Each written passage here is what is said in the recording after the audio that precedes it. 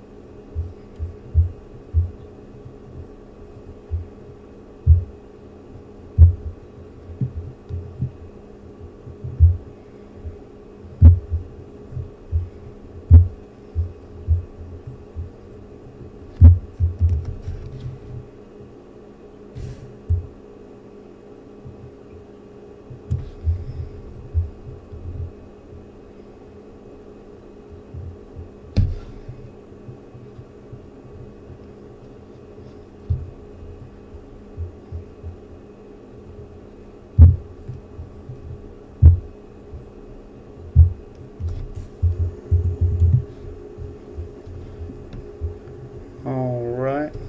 Hey Adam, good to see you, bud. Just give a couple minutes for our guests to come up tonight. Excited to have this AMA with SquidGrow here. Hey Adam, good to see you, bud. Can everybody hear me fine? Is there an echo at all? Guests to come up tonight. Excited to have this AMA with SquidGrow here. Hey Adam, good to see you, bud. Can everybody hear me fine? Is there an echo at all?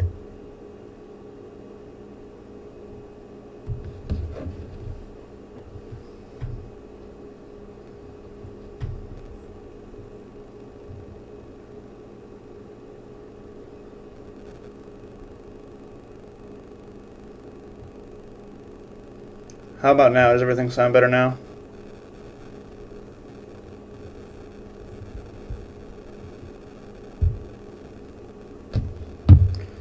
Bring this up on my...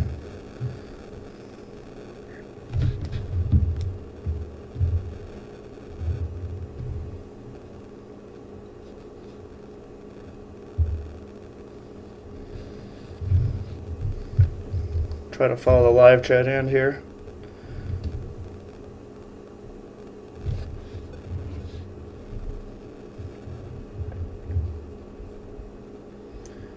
So as I said, we're just waiting on our guests here. All right, sounds good. Awesome.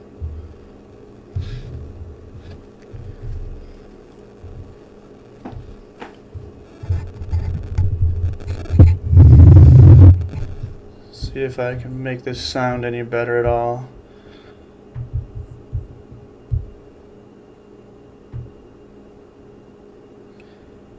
Yeah, Trooper, I was definitely wondering about that trip as well. Make sure to include that question for sure.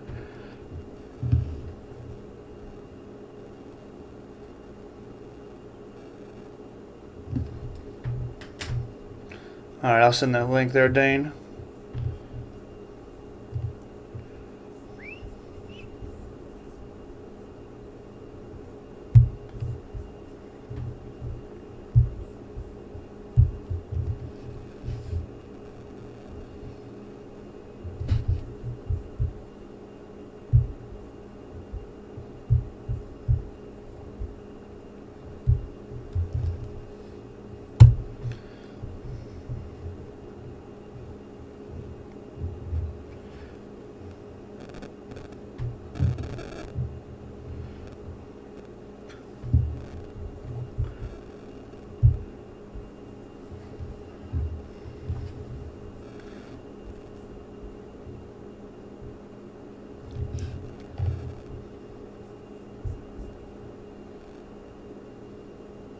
Hey man, we're gonna have the whole crew here. We're gonna have Dane, RW, and Shib all together, so that's awesome.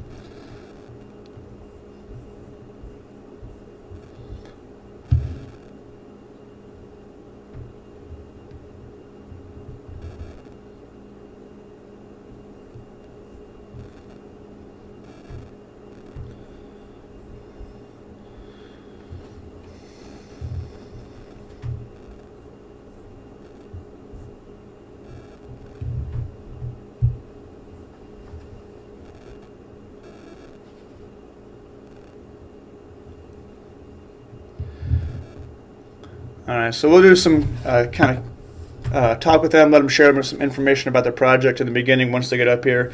And then at the end, we'll have kind of a Q&A time. So if you guys have some questions you want to ask, just put them in the comments down below, and I'll make sure to get to as many as possible. Thank you guys for coming out tonight.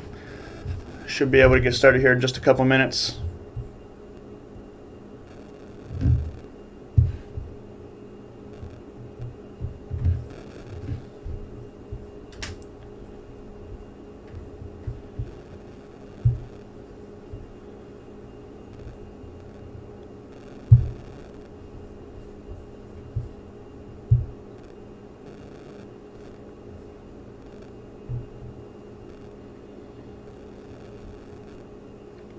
Yeah, Adam, this is live.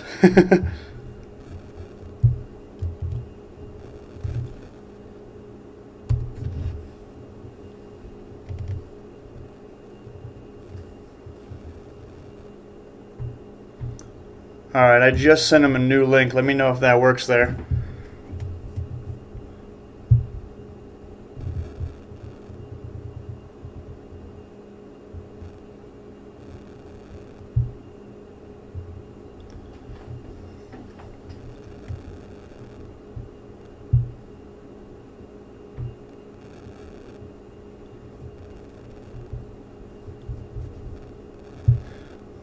All right.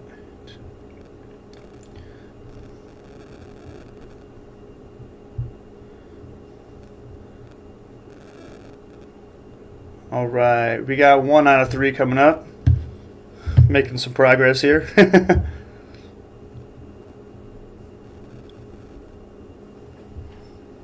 Hey man, can you hear me?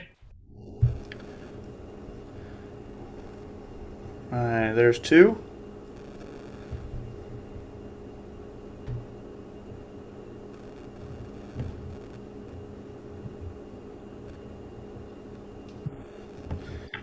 Hey, how's it Hey, going, Ship bud? Joshi, thanks for coming out tonight, bud.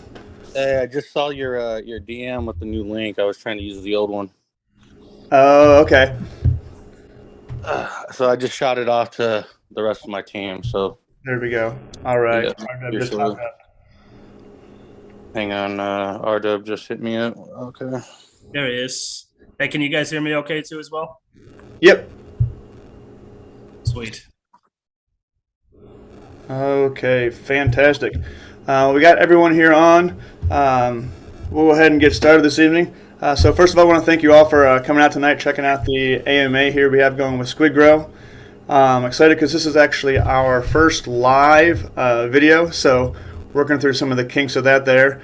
And obviously we have some amazing people here with us tonight talking about a project. So as I mentioned, feel free to post any questions, as many as you'd like. We'll try to get to as many as possible in the time we have tonight. So as I mentioned, we have some special people with us tonight. You see, first of all, you have Shiptoshi, the owner and main dev of SquidGrow. And also we have RW with us, the CFO of SquidGrow, and as well Dane hopping on, the CMO as well. And so guys, thank you first of all for taking some time out of your very busy schedule and spending some time with us tonight. Thank you for having us. I appreciate it. Yeah, our pleasure, man.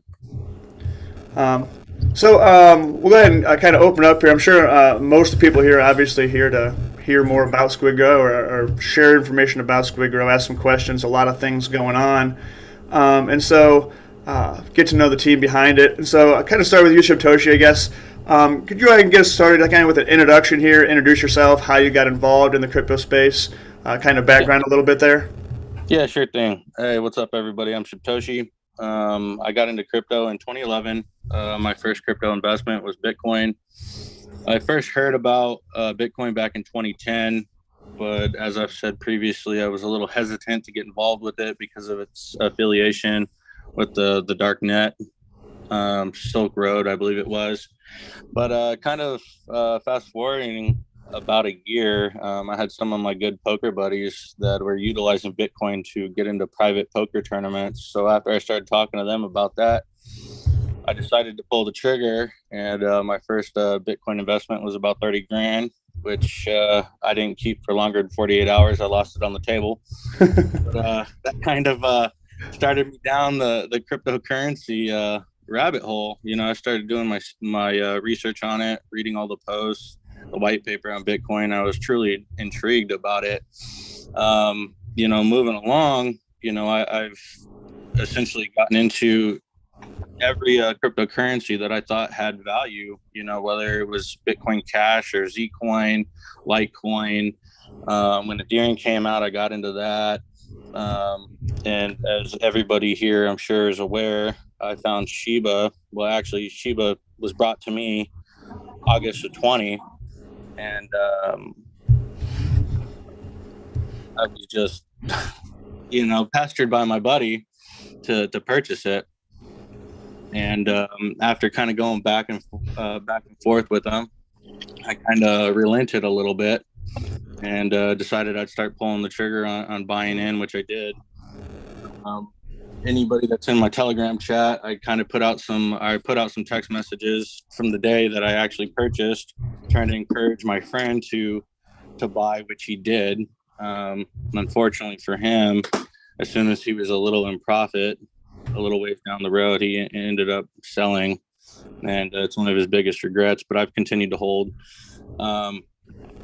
As I said, I've been in the crypto space for some time, and I've seen the ups and downs, and I've seen the time where you could essentially throw money into any kind of investment out there and you would profit on it. And, recently it's kind of taken a turn. More times than not, you invest into something and it goes absolutely nowhere, or the dev rugs, or doesn't do marketing, or over promises and under delivers, and essentially the investors just take the loss while he's making all the gains. So that kind of got me thinking, at the encouragement of one of my very close friends, the Huntsman. He suggested that I should launch my own project. I played around with the idea for a while, and then back in 21, I decided that I was going to launch my own project. It was early November 21. I had the SquidGrow contract coded, and I've also put that email out within my chat. It was dated with the contract, but ultimately, I was so new to Solidity and trying to figure out how to deploy the contract. Squid Games, the scam token, came out, and I decided to shelf the idea as I didn't want to be a copycat. And we all know how that project played out. And kind of going further down the road, I ended up meeting RDub in a whale room, a private group, and we got talking, about different investments and, kind of our biggest gains and biggest losses in the space. And it was during this time that I divulged to him who I was as far as my portfolio goes. And we really started talking and sharing ideas. And ultimately, we decided that we were going to launch our own project together. We played around with coding a new contract, and I told him that I had several contracts already coded that had never been deployed, and we decided to go with the SquidGrow contract. So that's what we did. We launched that, and our first day of launch, actually, we launched on June 17th. There was issues with the contract code we put out, so we had to cease trading with that contract, and we redeployed the next day, June 18th, airdropped our 85 investors their holdings, and then we hit the road running. We launched at about a $25,000 market cap. Our all-time high was about 53 million. We could just hitting the ground running. Awesome. Yeah, it seems you guys have had a lot going on since the start. So you said, when was it exactly that you guys launched on? What was the date? So our actual initial launch was June 17th of 2022.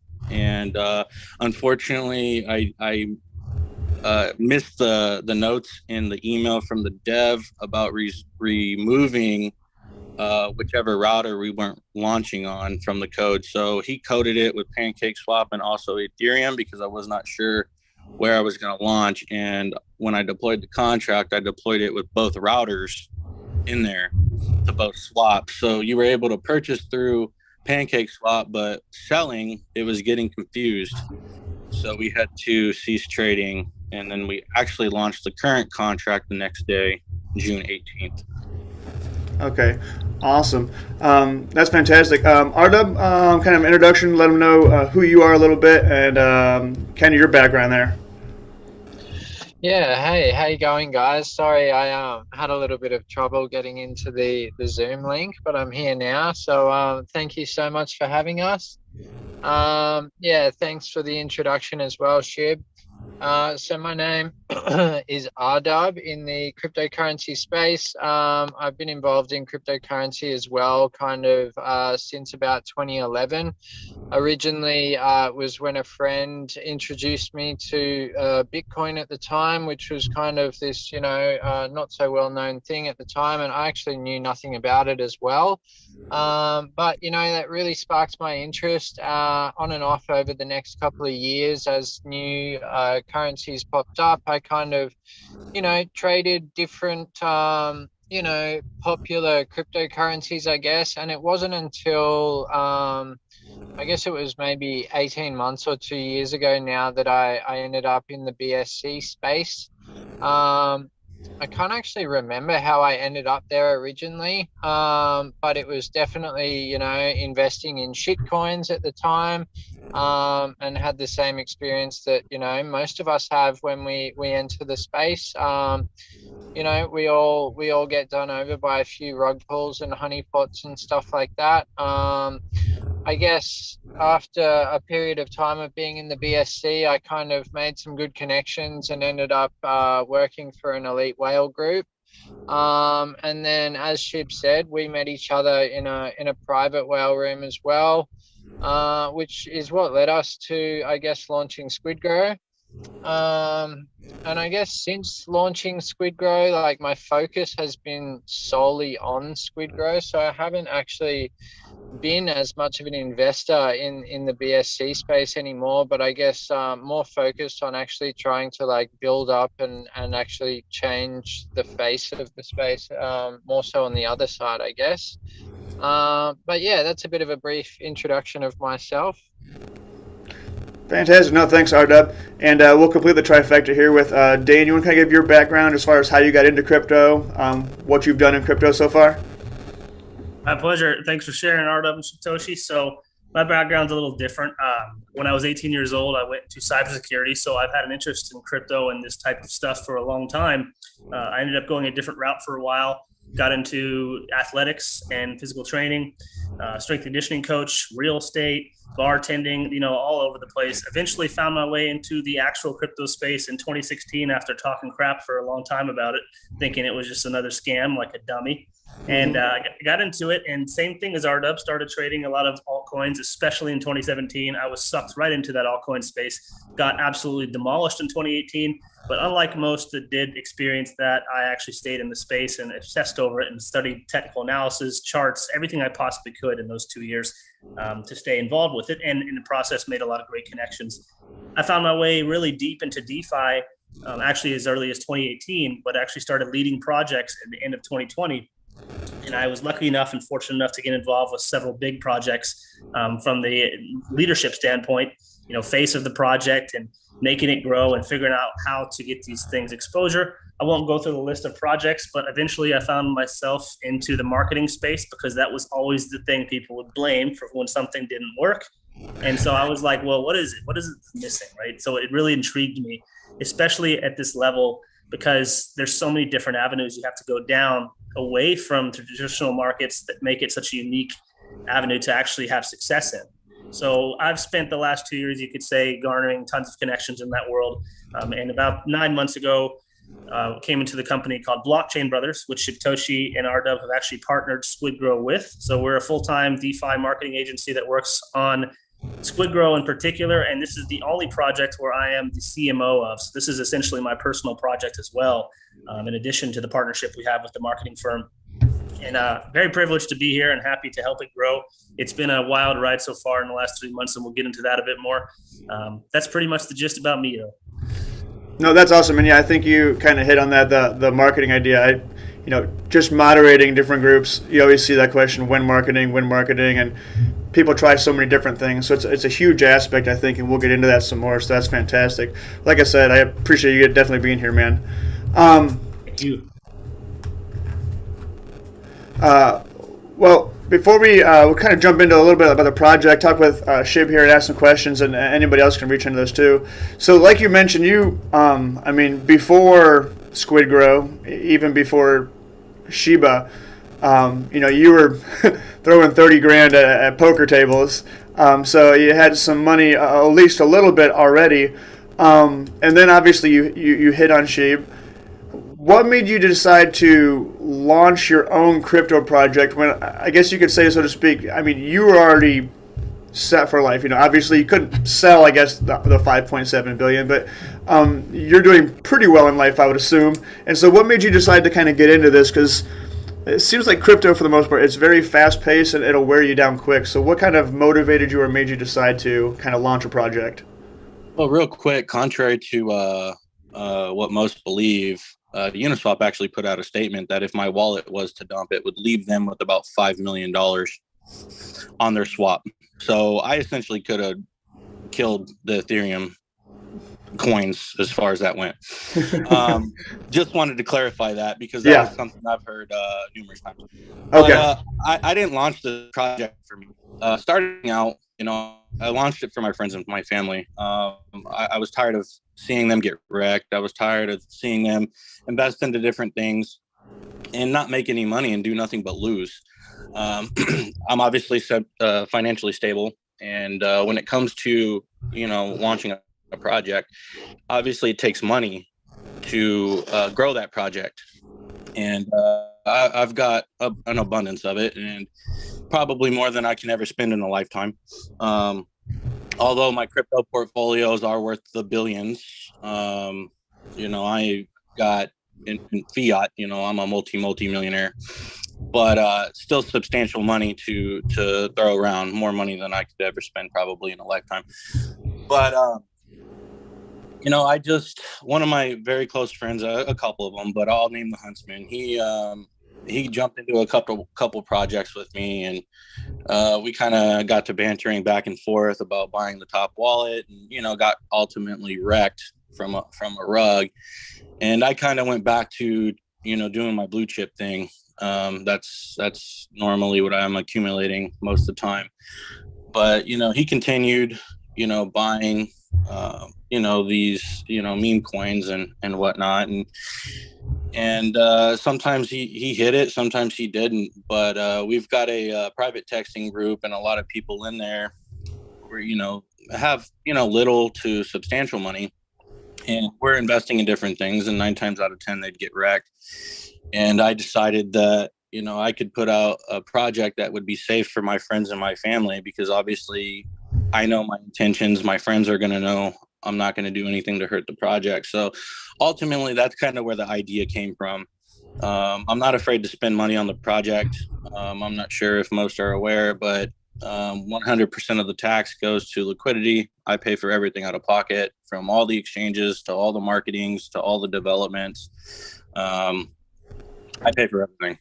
And that's truly how much I believe in this project. I've got goals and ambitions, and I know where I'm taking this project, and I'm not going to stop till we get there. But to go back to your question, it all started with trying to give my friends and family a safe investment. Obviously that has expanded to my community, and we got a great little army going on. I think we've got over 8,000 members in the Telegram group, over 13,000 investors, and we're all along on this journey together, and we're just gonna ultimately just keep growing and growing and developing, and hopefully making people money along the way, because obviously that's what people get into the crypto space for, is to make money, whether it's to pay bills or make that life-changing money, as I did. No, absolutely. I think all of us would say thank you, Huntsman, for kind of pushing you to start this project here. And I can attest to the community. I spend a good bit of time on the Telegram channel, and I think it's one of the only ones that I mute, just because if I didn't, it would be going off on my phone all day long. And so it's awesome to see just everyone involved in there and excited about the project, the Twitter raids. And so community is definitely huge with this project. And I think that's a big push for you guys. Fantastic. Yeah. So a question maybe you've gotten before. So you've invested in Bitcoin, a number of other projects you've mentioned before. You obviously Sheeb. What made you choose the BSC chain over any other chain? Because I think we would talk about there's a lot of we call rug pulls, a lot of bad players, so to speak, in the BSC space. So what made you choose the Binance Smart Chain over, like, say, Ethereum or any other chain? Well, actually, I think it's quite even on both chains. But to be quite honest with you, we almost launched the other way. We've always had plans to do a bridge, and we almost launched on the Ethereum chain first. But I personally think that a lot of people, maybe not right now with the market being the way it is, but when during the bull runs, the gas fees on Ethereum are quite high, and I think it scares off majority of the investors. And how we continue to make money on the Ethereum side is, you find a good developer and you follow them project from project, as they go around making new projects, all their whales and the communities follow them. That's how we accumulate our wealth over there. I really wanted to start on the BSC chain because I feel like it's more so for like the everyday investor. Gas fees are like 5 to 10 cents, relatively cheap. And I just feel like, majority of the new investors thrive on the BSC chain versus Ethereum. There's substantial old money there that's been around for a few bear markets and bull runs. And, obviously with the plan being to bridge to whatever chain that, opposite chain that we did not launch on, I figured we could build our foundation on the BSC. I already know I have support on the Ethereum side. So if I can rally support on the BSC side, I think everything will equal out once we get to home turf for me. No, that's awesome. Yeah, I think thinking of, I've just been investing for just a little over a year and a half, and, started off with Dogecoin, and then I jumped into the BSC space because I think it was kind of the retail investor idea. And so it's a lot of the, like you said, the newer money are those that are beginning investing, and so it's a good spot to hit, and I think that's fantastic. And like you said, obviously we'll talk about it, but you've got the ETH merge, the bridge coming out soon. And so it's not just contained to one chain. Obviously, it's going to grow from there. So you launched on, you said June 17th with a small market cap, very small, obviously, compared to now. Yeah. Our stealth launch was our liquidity, I believe, was 12 BNB starting out on our stealth. I don't remember what our actual market cap was. Mm-hmm. I know when we the following day, when we launched the new contract, it was about $25,000, $30,000, something around there. Now, because we see a lot of, I think, new projects nowadays, they do a pre-sale, and some do a stealth launch. I like the idea of a stealth launch. What was it that made you decide on a stealth launch as opposed to, doing a pre-sale like so many projects are doing nowadays? It's about as fair way to launch as you can possibly get. Mm-hmm. You give people the incentive to buy your pre-sale at a discounted rate, and normally they're the first ones to dump as soon as you go live for that initial little gain that they get. I just, the projects that I have been in that I have made the most money actually were stealth launches. I like the concept. It's just wham bam, here we are. And hit the ground running. You don't normally try to drum up a lot of hype behind it and raise money. Ultimately, I knew I was going to be injecting money into liquidity down the road, as I have. Usually projects will only do pre-sales and whatnot to raise that initial funding, for liquidity and so on and so forth. And that really wasn't part of the plans with us.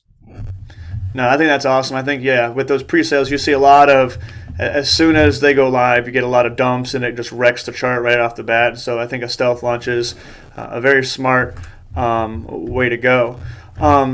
So talking about the tokenomics of the project, like you said, I think it's right now is it 4% on buy and I think 12% on sell right now. Yeah, that is correct. So it's an overall tax of 16 in and out.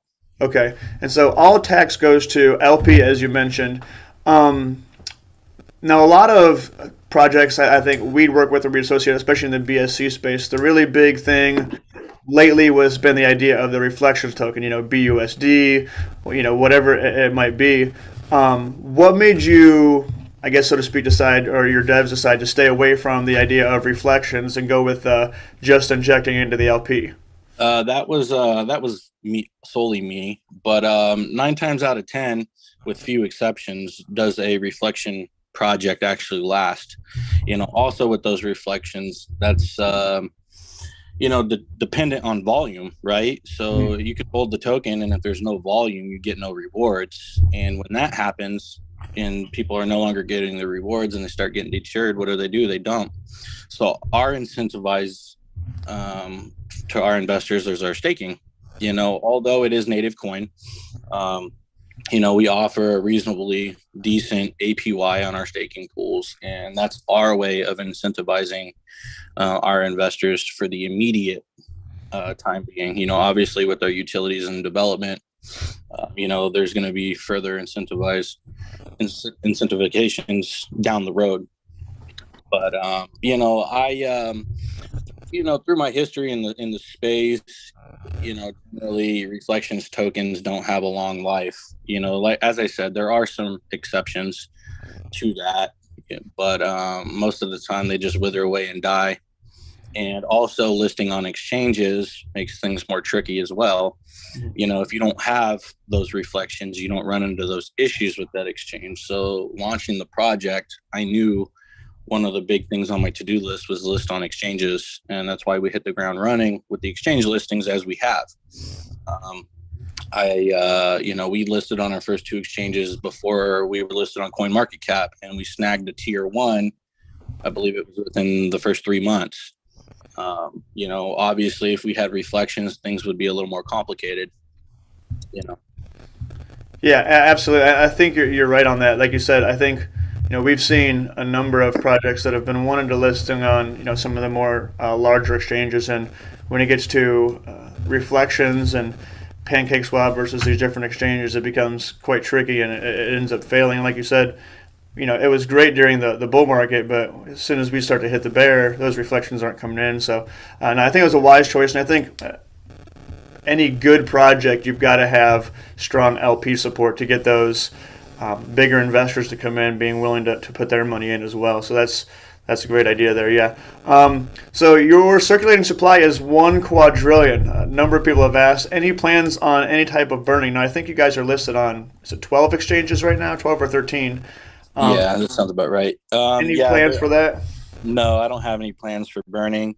And when you're talking about burning, that's something you kind of factor in the beginning. And very early on, we decided that with the different things we plan on developing, we're going to need to hang on to as many tokens as we can.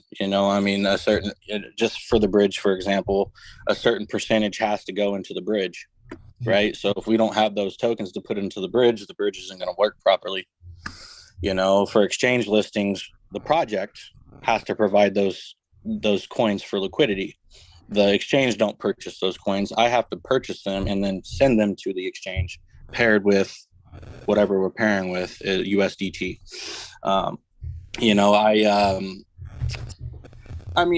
seen some great things from projects that have burned.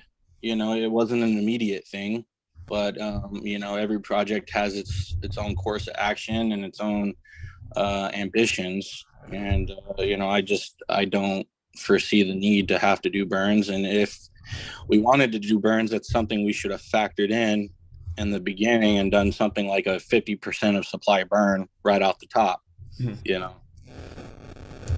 Yeah, absolutely. So you mentioned the incentivizing the staking right now. Can you tell me a little bit about the staking program as far as APYs?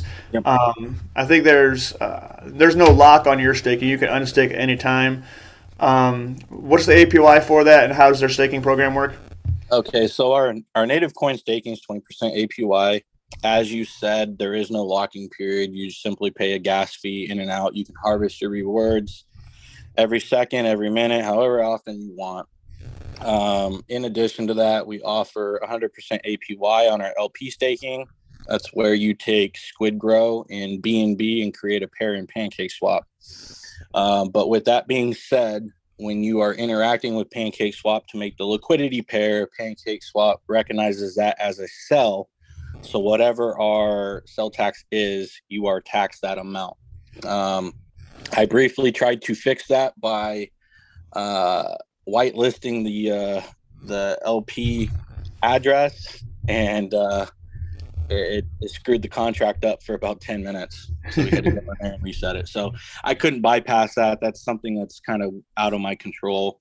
But again, just like the native coin staking with the LP, with the exception of the tax that I mentioned, there is no in and out tax. You just pay a gas fee. Okay, awesome. And I like that. I like the idea of being able to take it out, like you said, whenever you want to. And so, how do you determine APY? So there's like a timer on there. I want to say it's like usually, I think it's 30 days. It's like 20% right now. But how do you guys determine what the APY is? Is that flexible? Does that change? Yeah. So when we RW, and correct me if I'm wrong, I think when we debuted our staking pools, what was our APYs, RW, do you recall, when we first launched it? They were pretty high. I think the LP staking was 500 and the native token staking was like 100 or 200 at the time. Yeah, so, rolling out something new, we wanted to get everybody's attention and incentivize. The purpose of running our staking pools on 30 days is, obviously I pre-deposit my tokens in there, right? So it's not dependent on volume. I buy off the chart and I send it to the staking contracts. Running the pools on a 30-day timer allows us to make adjustments if we need to. For example, if we've got 60% of supply, which is about what we have staked right now, in our contracts, and then at the end of that staking pool, we now have 70% of supply in there. We have to adjust our tokens deposit to pay the proper APY. So obviously we can redeposit tokens as we go along if we see the numbers increase. But to make big changes in like the APYs, or if a decrease in staking occurs, we can adjust the APY. If we go from 60% of supply in there to 40, obviously we're not going to be offering 20% APY anymore. It's going to be, higher. So it gives us the ability to, just make changes as we need.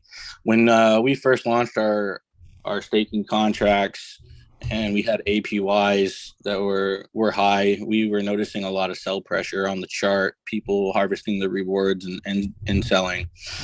So we adjusted that, to take some of that sell pressure off. So it gives us the ability to kind of make small changes. And obviously we announce it to the community when we're making the changes.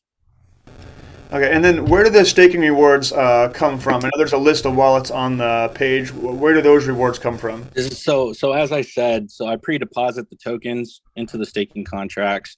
They always come from the treasury wallet. So I'll do buys on the charts. If anybody has been in my community for any given time, they know I periodically do buys. That serves a double purpose. Pumps the chart, but also accumulates tokens for things such as exchanges and staking contracts and bridges. But the project purchases that, and the project provides those tokens from the treasury wallet, which is listed on the website. Okay, fantastic. Now you mentioned, as you said, you guys are on the BSC chain right now. But you are planning, you have an ETH bridge coming out soon. What's the progress on that? Any things you guys are waiting to hit on before you release that? Because I know obviously that'll bring an influx of a lot of people as well as larger investors too. So when we made the announcement about the bridge, it was it was still in development at that time when we started talking about it. The bridge is currently done. It's been done for some time now. Leading up to the Ethereum merge, I didn't want to, drop the bridge and make it live with the merge, not knowing what was going to happen with, say, all the Ethereum miners that have accumulated tokens using their rigs, and as soon as the merge happened, there was a price correction on Ethereum. But when you're talking about bridges, it's not something that you want to rush, right? So security's got to be on point. I mean, that's a major thing. So you have to thoroughly check for security. And I'm not talking just one simple audit. You want multiple opinions, because every auditing company has a different way of checking security, whether they want the contracts on the test net and then they try to do penetration tests on the test net, or they want to just look at the GitHub and run whatever algorithms they use to check for security. But security is key, so that's not something I want to rush. But the bridge is done, and it will be launched when myself and my CFO and Dane decide the time is proper. But it's not something that I want to rush. I've seen a lot of projects rush out with bridges, and the bridges get compromised and it kills the whole project. That's not something I'm willing to take a risk on. No, I think with the whole Binance fiasco on their bridge. Exactly.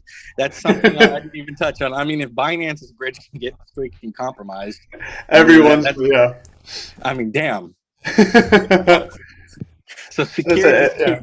If Binance can get hit, man, I think no one's off the table at that point. So, and even you talk to people that have launched contracts, and you see everything runs smooth on testnet, and then sometimes you get to the mainnet, and all of a sudden there's hiccups and things don't want to correspond with each other.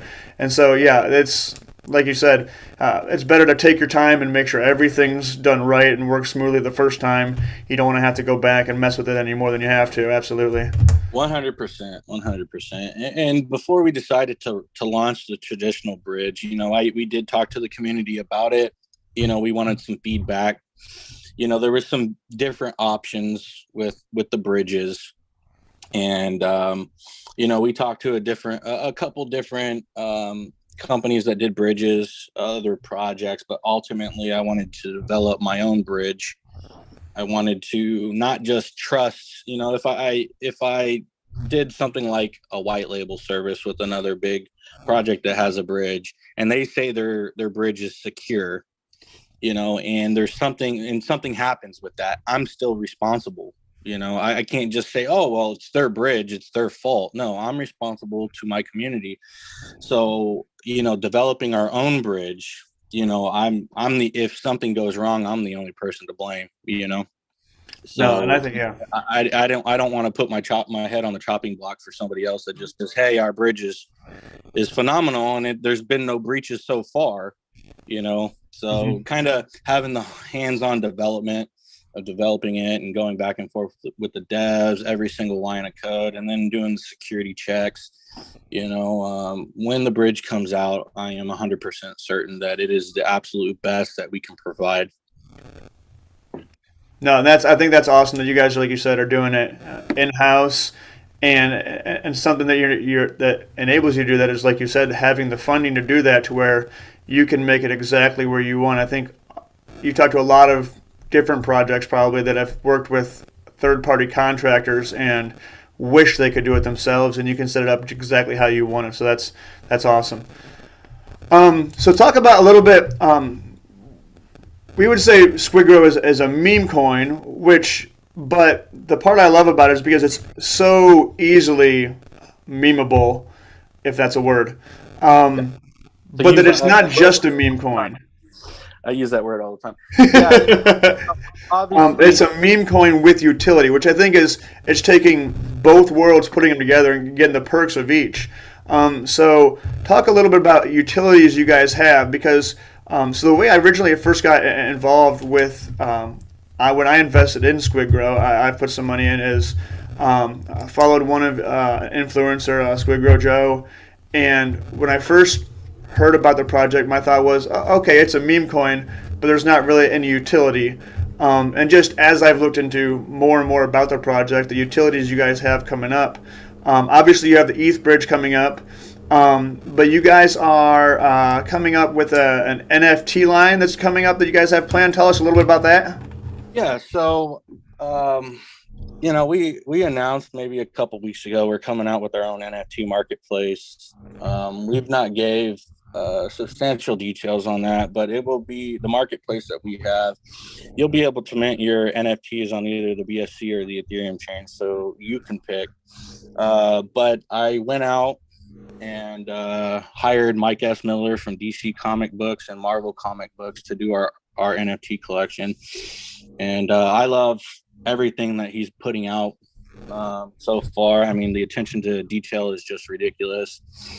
Now, I won't touch on the utility of these actual NFTs. His collection will be 10,000, but we won't get into the utility of those NFTs yet.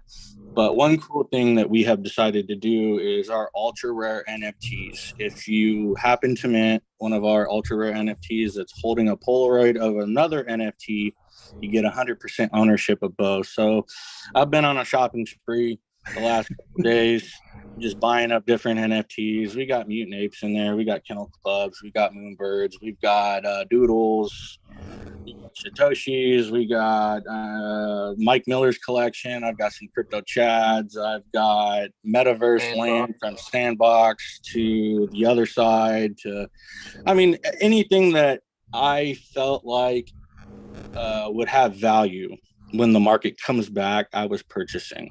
It's anything like the Louvre of NFTs. Yes. So anything that I would purchase for my own personal collection or anything that I do currently own, I was purchasing. Mm-hmm. Go ahead. Oh, go ahead. Yeah. Yeah. So, that's kind of one cool spin that we're kind of putting on it. Obviously not every 10,000 of our NFTs is going to be holding another NFT. It's about 1% of total. I'm not decided yet if I'm going to bump it up to 2% or not. But I did spend in the mid six figures on all these NFTs to give out. We're trying to think of, just outside the box type of thinking. I've never seen another project give away NFTs of value, especially outweigh the value of the NFT that you're purchasing from our collection. So it's just kind of one spin that we kind of put on it that I thought was pretty cool. And I can't take credit for that. That was a late night brainstorming that I had with Nathan Hill from Crypto Magazine. We were talking late one night. We work closely together, and we're talking about giving away Lambos and one of my Bored Apes and things like that. And that's kind of how we came to the concept and decided to, fuck yeah, let's do it. No, and I think that's huge. I think a lot of projects, they start off with, we're going to have an NFT marketplace, and we're going to have an exchange, and we're going to have a wallet, and we're going to have our own blockchain. And so I think that's something that separates you guys from a lot of these different people that are going to come out, so to speak, with the same utility. But it's not just any other, NFT marketplace. It's not just any regular NFT line. It's not, hey, we had some guy just do some pictures, but throwing some extra incentives in there, I think is huge. And so anything else, at least that you can talk about that kind of will set the NFT marketplace apart from what other people are doing? RW, you want to take this question? I'm not sure what we want to divulge. Yeah, look, as much as possible. I don't really want to divulge the details, but what I can say in there is that in terms of the marketplace itself, there will be a few things that definitely set it apart from any other marketplace on the BSC that will kind of, draw in other projects to want to list their NFT collections on this marketplace as well, which I guess was the whole reason, that we were putting it together in the first place. We weren't just building a marketplace so that people could mint the SquidGrow NFTs. It was as part of the SquidGrow ecosystem. And I think that when this does come out and you guys do see all the finer details of that, just like everything else with SquidGrow, it's going to be, it's going to be big and it's going to be exciting. Awesome, fantastic. Thank you so much, RW. Yeah, we're looking forward to that. I'm excited to see. I've never been really into NFTs, to be quite honest with you, but just like you said, the things you guys are doing with these, and even getting someone so well known, Mike Miller, involved with it, just takes it to a whole nother level. It's not just, like you said, someone throwing together some images, but there's some really weight behind it. So that's fantastic. So the other utility that at least I know of that you guys have talked about, it's been mentioned in Crypto Weekly magazine, is the SquidGrow exchange, SGX. So what's going on with that? What do you guys have planned for that? What kind of, once again, kind of sets it apart from your average Joe exchange that a lot of people are at least trying to do? Again, I will let R-Dub take this question, just because, we've talked about what we will divulge and what we won't divulge. And, I sometimes get a little loose with my lips, so I'm probably the guy you want to talk to, but Yeah. I'll defer to R-Dub. Now keeping in mind, we've not came out with the details of the exchange yet. And so with that being said, I will let R-Dub take over. Look, all I can say really is that, as you guys know, it has been announced that, SquidGrow is coming out with SGX, the SquidGrow exchange. I can say that we are getting extremely close now to the actual, release of this exchange. And like with the other AMAs, I really can't give out the finer details. But what I can say is that it is, it's definitely not your everyday what other projects do, like, releasing like a swap or something where people can just buy other tokens and stuff like that. This is an exchange. It's a real exchange, but it's also something different that there is not yet a lot of these, within the DeFi space at all, to be honest. So we're kind of getting in on the front line of a market that is not yet capitalized on. There are a couple of these exchanges that do exist. We're not the first, but we're definitely there at the very forefront of this, and it's massive. It's going to be really, really big for SquidGrow and the ecosystem as a whole. So I apologize. I've got to be in a way, the bearer of bad news there. I can't give all the finer details, but I can say that we're getting really, really close. All right. Well, we'll look forward to that and find out more about that hopefully soon. That's awesome, R-Dub. Thank you so much. Hey, R-Dub, real quick. Sorry to cut you off, DC Crypto Man. R-Dub, you want to talk about what we were talking about last night for the first time publicly? Maybe drop that, give it to DC. Oh, man, we talk about so many things I can't even remember. The thing I had you type up. Oh, okay. Yeah, if you want me to, yeah, we can do that for sure. Yeah, I mean, well, fuck it. Let's drop it here. I don't even know this one. I'm excited now. Oh, there we go. No. Dan, you're aware of it. We've talked about it. Okay. Yeah, R-Dub, go ahead. Let's go ahead and drop that. We're all ears, man.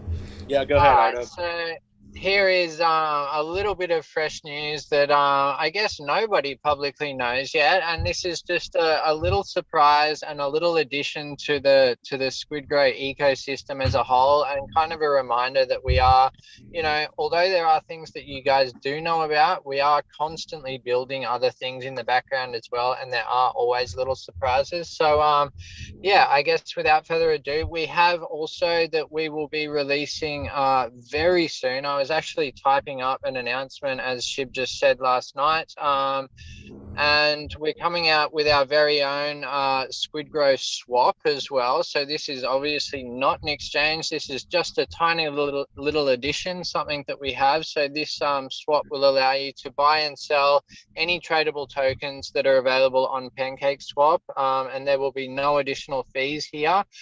This will be implemented into our website, and as part of this swap page, page as well, we will also be going live with our new staking contracts as well. So this is all going to be happening, very, very soon. I can't give you the exact details on the staking APYs and stuff like that right now. We're kind of tightening up those finer details, but what I can say is this is all completed and ready to go. We've just got to kind of type up the announcements and fine tune a couple little things so we can go live. Man, that's awesome. That's I love the theme: under promise, over deliver. Nothing mentioned about it at all whatsoever. And awesome to hear about that and see that kick into action. Just how that even builds revenue for you guys. That's awesome. Just to see you guys working behind the scenes. Nothing said, and then swap coming out. That's fantastic, man. I'll make sure to share that news. Let everybody know about that new staking contract too.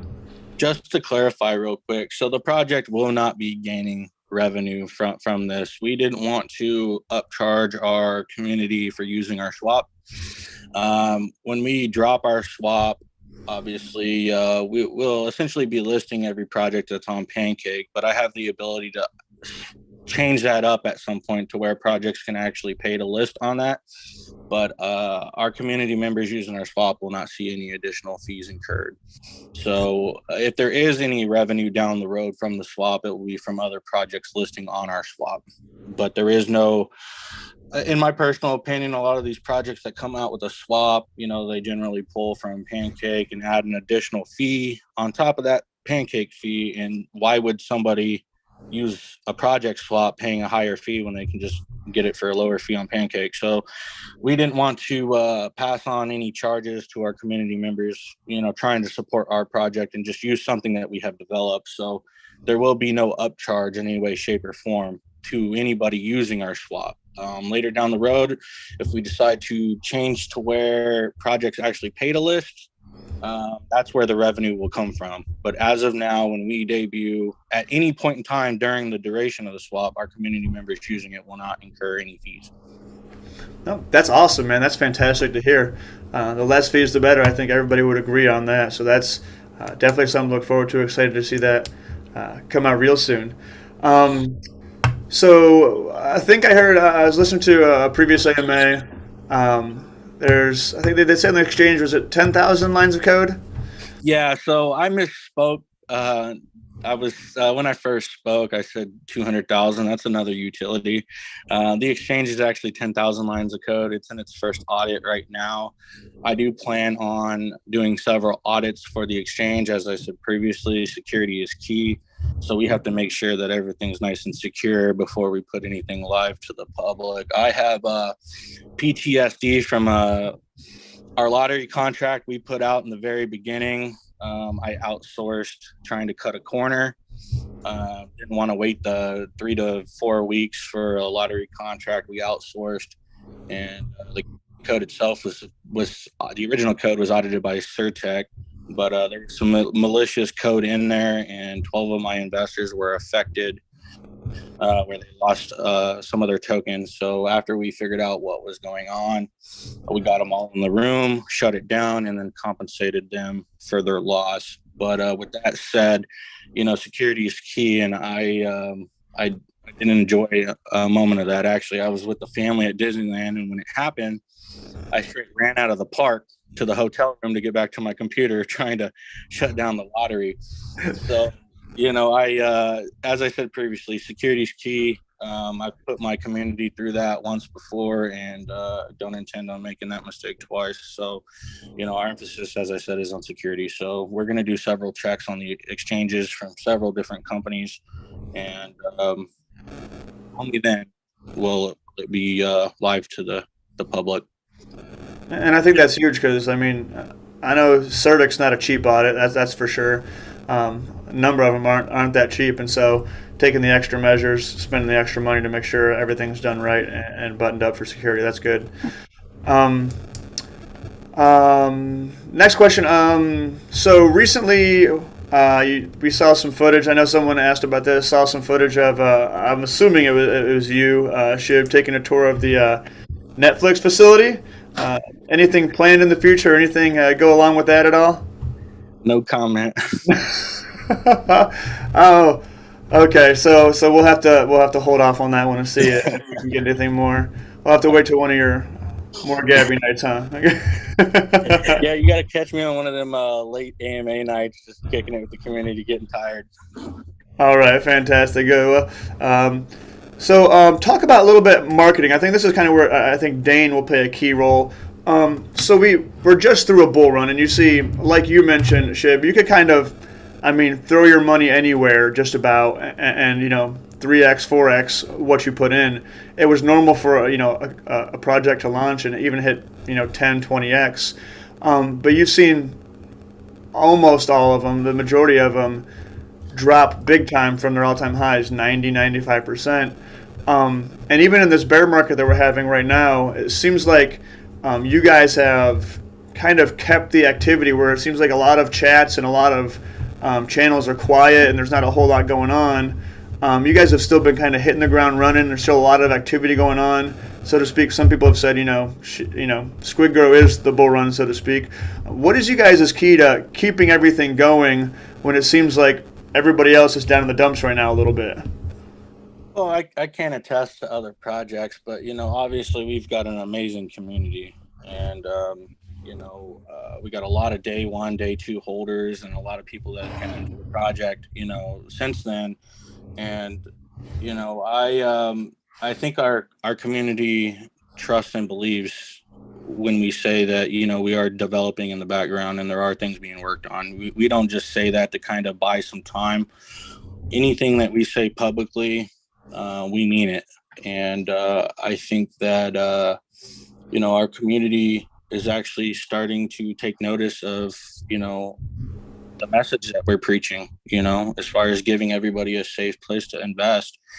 And maybe not, but maybe most of them by this time truly believe and trust that nobody from my team is going to do anything malicious, and we have the best intentions for the growth of our project and our community. And it's not like we've got any secret sauce going on in the chats or anything.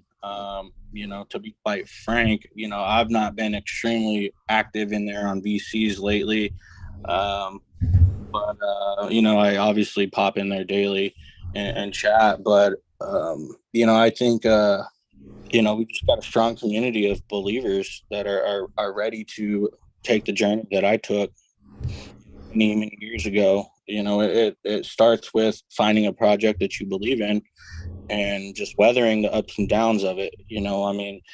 As I said previously, or I don't think I said previously on this AMA, but our all-time high was about 53 million, and currently we're at about 14 million. So we're down a little bit, but that hasn't deterred my community from holding. And the difference between our project and others is we're not trying to gain hype by saying, hey, this is what we're going to develop, down the road.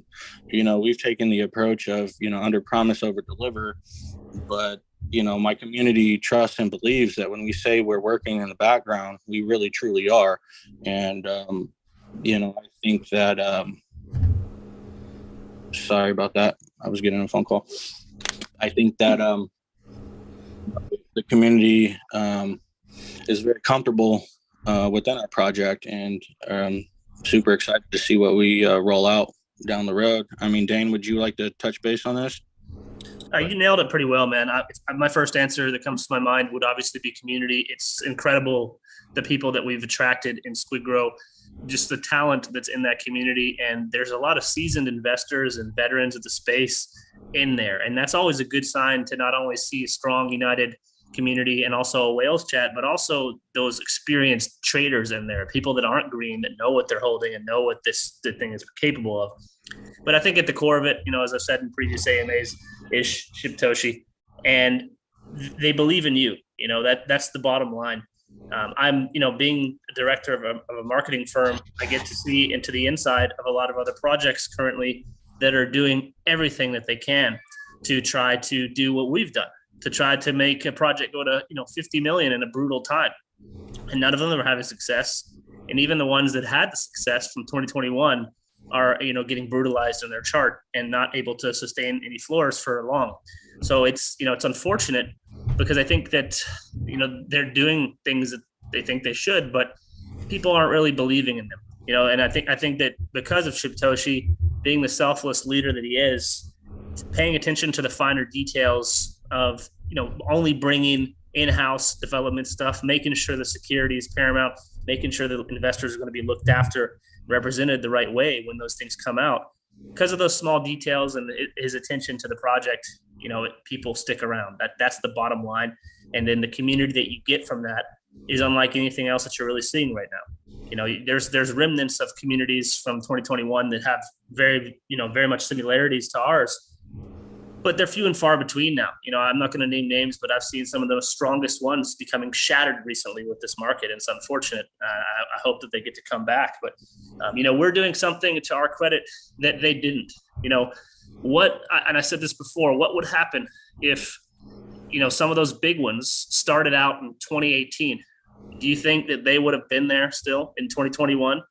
Would they have been able to create and sustain volume throughout that brutal time when no one was even into crypto at all? Really, it was just a ghost town across the board. There was no Telegram. Crypto Twitter was quiet. It was just crappy Reddit shills on crypto moonshots. And, that was a very tough time to have any type of DeFi or altcoin. No way to know if they would have made it. But, our work is definitely cut out for us surviving a market like this, and to be able to thrive in it like we have thus far is a testament again to the community that rallies behind Shibtoshi's leadership and his dedication to all the small details of the time that he continues to put in. Yeah, absolutely. And I think appreciated the creative marketing that you guys have done. Like you said, I think the community has got to be the number one part of it. They've got to be out there. Word of mouth is better than any marketing you're going to get from anywhere else. And then supporting the entire community, supporting the project, whether it be on Twitter, Telegram. Yeah, I couldn't imagine, even just a few years ago, like you said, you're watching projects drop and there's no communication, there's none of the Twitter, Telegram, all that going on. But yeah, you guys are doing an awesome job killing that just as well. So, Shib, any promotions you guys have going on right now? I thought I saw something going on maybe it was Gate.io. As far as buying competitions, anything that you guys have going on right now? Yeah, let me see real quick. Let me get the actual details of the Gate promotion that they are currently running. So Gate currently has a trading competition live from the 12th to the 19th. A share of $30,000 rewards in SquidGrow token. The details are posted on the Twitter accounts for the trading competition. I'll be quite frank with you. That's not something that the project actually had direct involvement in. That's something the exchange themselves is utilizing with the tokens that I gave them for promotions at the time of listing. So I can't claim responsibility for that trading competition, but Gate.io is currently doing a trading competition. Bitmark periodically also does competitions and such, which we post on our Twitter accounts when they become live. But as far as other than that, I'm not aware of anything. RW, are we running any kind of competitions or promotions currently right now? Outside of the Gate and exchange ones, nothing that we can announce at the moment. No, there's nothing live. Dane? Yeah, you guys are correct on that. Nothing pops to my head. May have a surprise or two coming up towards the end of this month, but nothing at the moment. All right, so we'll keep our eyes and ears peeled for the end of the month and see what is going on. So a couple questions I've seen. Someone said, I can't say this for sure, but at least based on what others have said, someone said SquidGrow is the most traded token on the metaverse on the BSC. You guys have any plans for metaverse at all? Anything along those lines? Well, I want to touch base on that article real quick. So, okay. That is not something the project put out. I'll be quite honest with you. I'm not sure where that article came from, but we are not currently a coin that can be traded on the metaverse. So my personal opinion, that's kind of clickbait. It's a great article, but we're not a metaverse token. So that was brought to my attention earlier today, and I read it and I was like, oh shit, that's a bitchin' article. And then I was like, hang on, what? Wait a minute. I read it again and I was like, hang on. As far as developments down the road, there is nothing outside of, nothing out of reach for us. I won't get into our further development down the road, but we are open to any and all options to further our ecosystem. Maybe something with like 200,000 lines of code. I mean, if it looks like a duck and quacks like a duck, okay, awesome. So you guys are doing the NFT marketplace. You guys are putting out an exchange. Any plans on, I think people have asked, but any plans on a blockchain at all? Yeah, so I'm kind of forced to address this. When we were asking the community how they felt about a logo rebrand, one of the devs that was handling that kind of divulged some information that he shouldn't have without me proofreading it, and unfortunately I didn't have the logins to change it. Obviously down the road, yes, we want to do our own blockchain. There's a time and a place for that. The $14 million market cap, that's not really the place to do that, but obviously we want to be a project that stands apart from many others, and have our own ecosystem with everything we've built playing a role in that. So, that's about as much as I can say in that, but you kind of got me up against the wall on that one because that wasn't public. Wasn't supposed to be, though. Not a whole lot, yeah. All right, perfect. So I guess a question for you a little bit. What are your goals for SquidGrow? What to you, I guess, if you were to measure or define success for the project, what would you say? Great question. I was asked a very similar one in chat maybe a week ago. For me, success is, a project that stands the test of time, something that can weather these up and downs, something that cannot be destroyed by any group of whales or investors.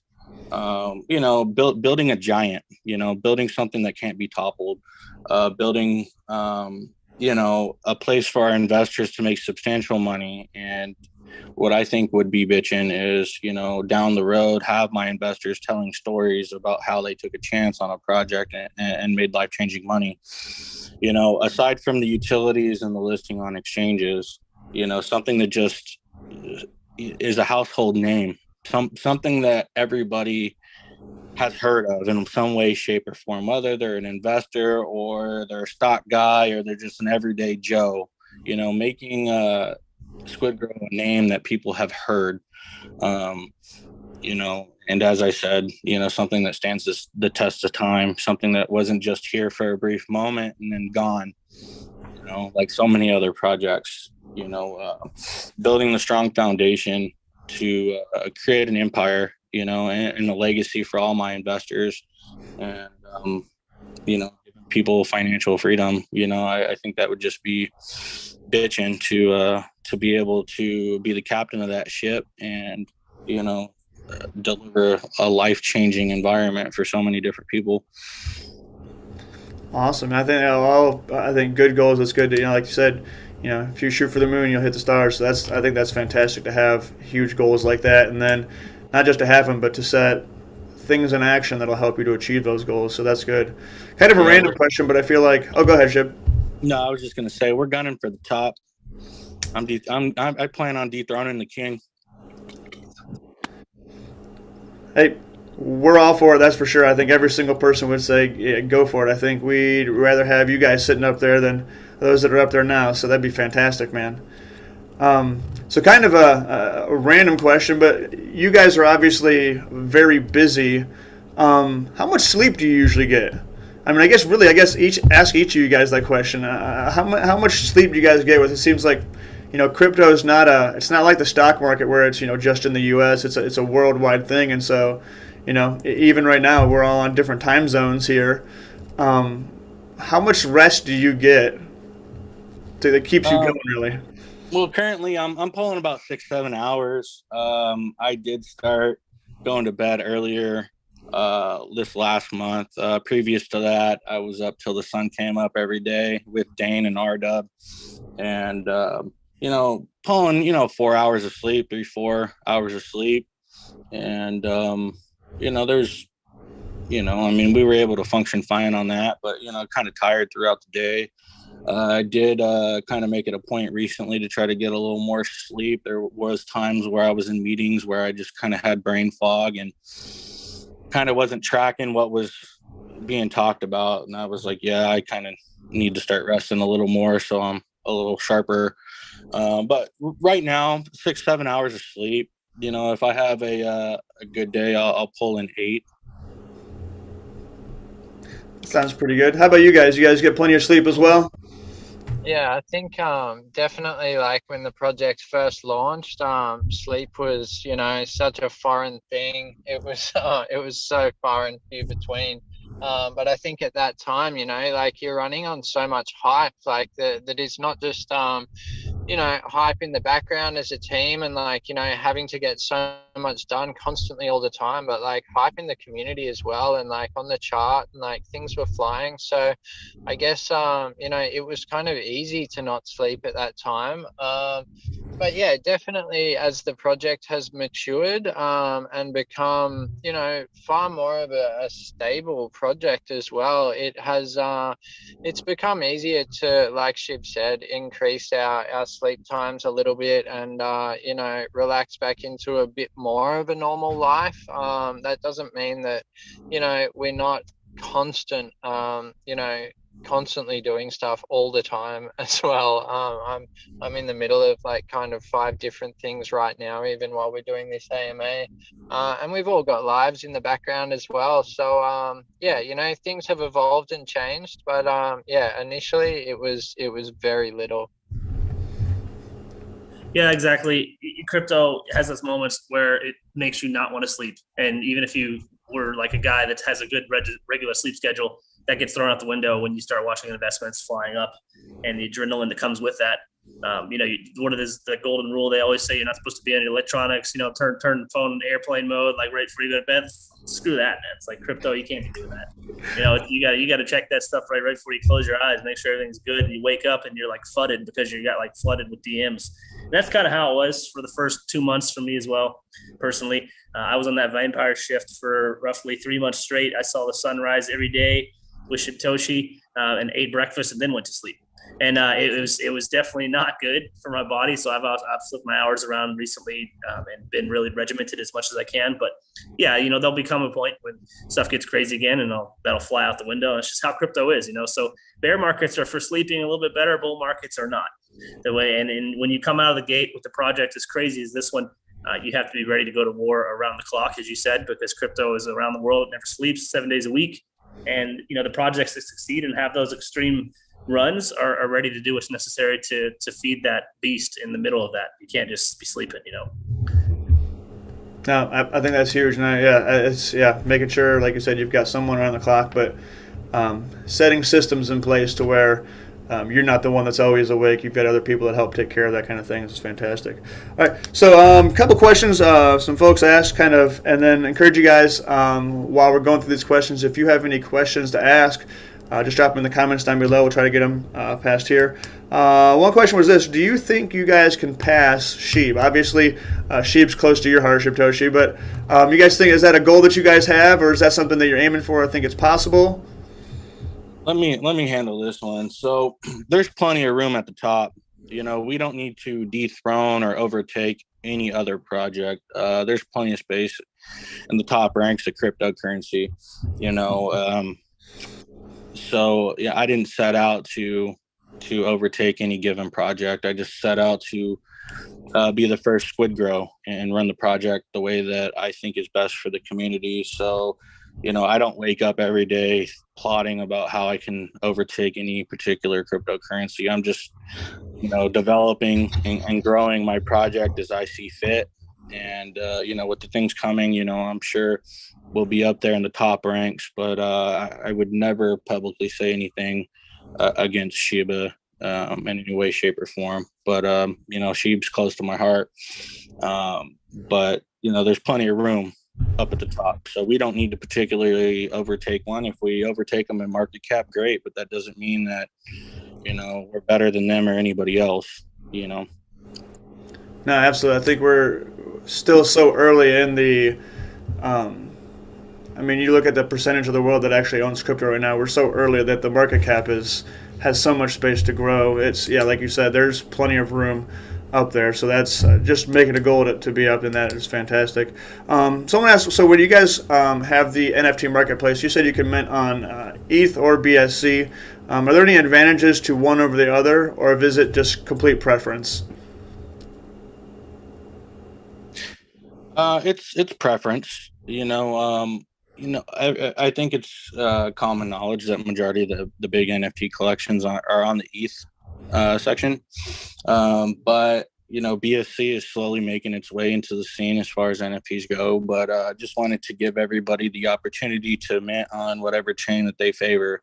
Didn't want to be stuck on one network or the other. Was kind of the thought process on that. Our first collection of 1,000, which will be debuting our NFT marketplace, that will just solely be on the BSC. Because we are a BSC token, obviously the larger collection of Mike Miller, you'll be able to mint on either chain you're choosing. Okay, fantastic. And so the first line is, you said these aren't the Mike Miller NFTs. There's 1,000 of them. Yeah, that's correct. So I went through 3 other NFT artists before I settled on this collection of 1,000. As I said, it is a small collection of 1,000. They will be zero utility NFTs. They will be priced at $25 each. And again, there is no utility with these. It's just kind of us debuting the functionality of our marketplace and giving like the everyday investors an opportunity to own a piece of our first collection. Okay, and then the Mike Miller line is going to be 10,000. Is that correct? And those will be the ones that have the utility. That is correct, and those are also the line of NFTs that also have the ultra rares, where you could essentially pick up Mutant Ape in the process of minting.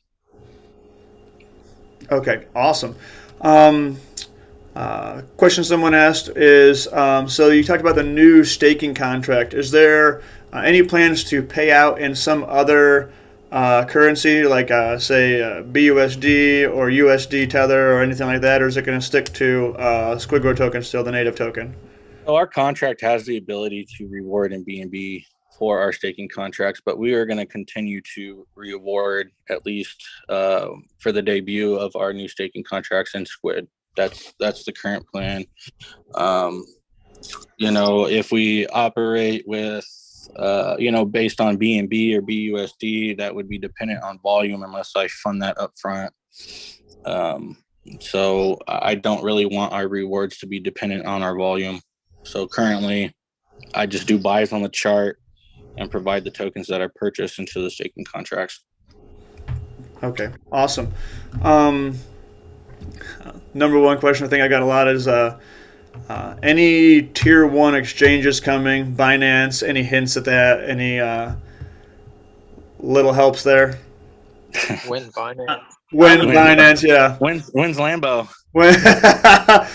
Try not to say it. Yeah, I wish we could say stuff about that, but they're strict with what they can say and NDAs and things like that. So you basically can't announce anything in that world until they announce it. That's just how it is. Can't even tease it. I mean, you get blacklisted from ever being on there if you do that. So it is what it is. But those will. I can say this. I know I can say this. Those will not be the last ones that we have on CoinMarketCap currently.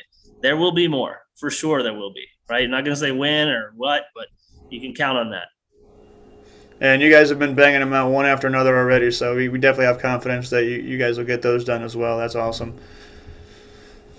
Looking through here, I don't see any other questions. Someone asked SGX Super Bowl commercial. Saw it in his dreams. Maybe they'll work on that one, Trooper. I'd love to bang out a badass Super Bowl commercial, something of the caliber of crypto.com. That's all about contacts, so maybe we can drum something up. Yeah, and 7 figures. You got to have that. Yeah. I've looked into it before last year for a couple projects, and it is the cream to the crop for when it comes to U.S. advertisements. So it's a good idea, one that maybe will entertain. You never know. Yeah, never. Yeah, wait and see and find out. Who knows? Yeah, absolutely. All right, I don't see any other questions listed here at all. And so anything, I guess, that you guys want to add to the conversation this evening at all? RW, you have anything? No, I think you've just about covered everything. Thank you so much for having us on. It was cool to have a different type of AMA, like this podcast style. And yeah, you really have done well in covering like topics that other AMAs often miss as well. So yeah, I'll just say thank you. And for anyone out there listening that may not yet be invested or may want some more information or be unsure, just please pop onto the website and on the Twitter and into the Telegram, and you can ask any questions you want. You can always DM Dane or Shiptoshi or myself. We're always available. So yeah, nothing from me. Yeah, kudos to you, DC. You killed this interview. Like Arab said, you cover a lot of things others forget. You're very professional, so it's been a privilege and a pleasure to be here. And hopefully, we covered most of the questions that the audience asked. Like they said, if there's any more that we missed, just pop right over to the TG. We'll probably hang out there for a little bit before we go to sleep tonight too. So, just hit us up. Yeah, thanks DC Crypto Man for having us, and thank you for the line of questions, and definitely a different approach to the different AMAs we've been involved with before. No, thank you guys so much for taking time out. I appreciate it. Absolutely. Yeah, guys from SquidGrow here, make sure you give them a follow, man. We love to support younger channels like this. The big ones are mostly scams because they're just charging people like crazy money to do anything. These guys are the real OGs of YouTube, is the one that are grinding to get it. So give them a subscription. I know it means a lot to them, and let's make sure we do that and show the support, SquidGrow. No, thank you guys so much. Like I said, make sure to hop over to the website, squidgrow.wtf. Also, the Telegram is always busy and hopping. Check them on Twitter. Make sure to follow them there. And look forward to see what you guys have in the upcoming months. Thank you guys so much for taking the time out to speak to me tonight. Hey, thank you for having me.